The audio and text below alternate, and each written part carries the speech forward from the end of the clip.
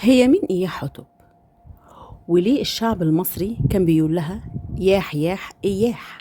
وليه إحنا لما كبرنا كنا بنقول وحوي وحوي إياحة؟ ليه؟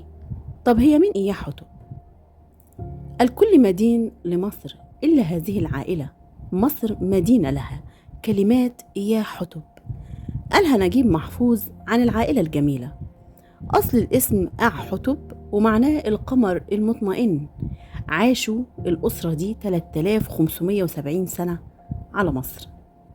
زوجها سقن الرع هو الشهيد، وابنها الأكبر هو ملك الشمس القوي أو الشجاع كامس، ومعنى اسمه ابن السور. والسور دي ما كانتش شتيمة، لأنه قاتل الهكسوس بكل ما أوتي من قوة، وكناية عن القوة والشجاعة، وقدر يحرر جزء من أرض مصر اللي كانت تحت حكم الهكسوس الرعاع. وابنها التاني هو أحمس، ومعناه أحمس اللي حرر البلاد وطرد الرعاع، ومعنى اسمه ابن القمر متسمى على اسم أمه. طب الحكاية بدأت من فين؟ الحكاية بدأت لما تلقى جوزها رسالة وقحة من أبو فيس ملك الهكسوس يطلب منه طلبين. الطلب الأول إن يسكت أصوات أفراس النهر في طيبة، لأنها كانت بتزعجه وهو في منف. الرسالة معناها أنا عارف إنك يا سكن الرع بتخطط لمحاربتي، بس بيقول له بطل دوشة، مفيش فايدة من اللي أنت بتعمله. والطلب التاني إنه يترك عبادة الإله الواحد ويعبد إلهه سوتخ.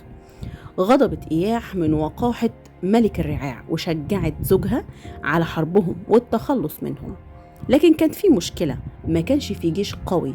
فقررت إياح حتب تنزل بنفسها لمدن وقرى مصر وتجيش الجيش لمحاربة الأسيويين الرعاع.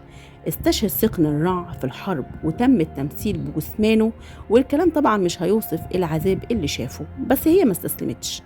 زاد إصرارها على القتال وبدأت تجهز ولادها علشان يكملوا مكان أبوهم.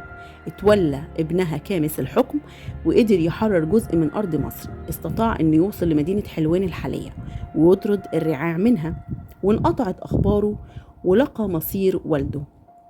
وتولى الحكم بعد كده أحمس ابن القمر اللي كان عمره 18 سنة، بس قالت له بالنص لن تسمع مني كلمة أمي ولن أسمع منك كلمة ابني حتى نحرر كلمة أرضنا المقدسة.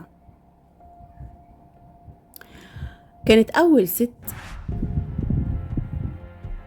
تقود الجيوش وتحارب في أرض المعركة، وانتصرت وجه القمر وابنها اللي سمته على اسمها ابن القمر. وأفناهم أحمس عن بكرة أبيهم. حصلت على أرفع الأوسمة الحربية وهو وسام الذبابة الذهبية، وكانت أول امرأة تحصل على رتبة عسكرية وهي الجنرال. وأصبح يوم التحرير عيد وفضلوا الناس يغنوا باسمها واح واح إياح. إحنا كمان لسه بنغني باسمها زي ما قلنا في أول الفيديو، وحوي يا وحوي إياح. يا ريت نتذوق حلاوة معاني وأسماء أجدادنا اللي أمنوا بقوة الكلمة، وكمان ليهم نصيب كبير من أسمائهم، ويا ريت يكون لنا احنا كمان نصيب من أسمائنا. كانت معاكم خوارزمية.